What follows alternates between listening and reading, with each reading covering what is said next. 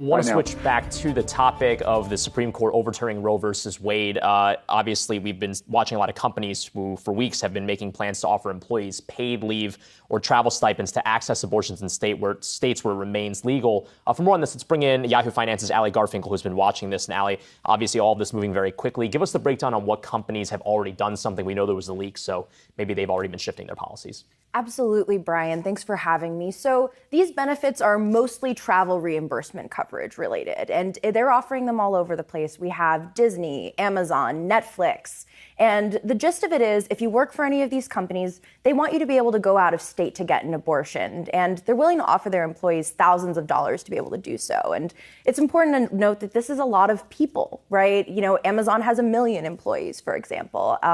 One thing that'll be interesting to see is an HR expert I talked to actually said that, you know, it's possible this will actually become a standard benefit down the line.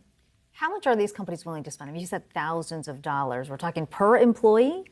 So yes, per employee. And, you know, I've seen numbers between 4,000 and 10,000, and the stipulations are different across the board. For instance, you know, the 10,000 that a company like Netflix is willing to offer, you know, is available over a lifetime. The other thing that's kind of important to note about these benefits is that they aren't just for abortions. They also apply to other medical treatments. For instance, if you went out of state to get cancer treatment. But it's also important, make no mistake about it, companies are announcing this because they want to take a stand on Roe versus Wade. There is a reason it's happening now. Yeah, and that's an important point, I guess, you bring up, that it's possible that these types of benefits could be part of, I guess, existing health benefits that maybe these companies are offering. But I guess what makes this kind of situation so unique is it's happening at a moment of great news interest. And I guess I'm wondering if you've seen alongside these types of policy changes, you know, how are they framing how the corporation is taking a stand on this? Yeah, that's a great question, Brian. You know, I've been a business reporter for 5 years, and I don't remember the last time that I had so many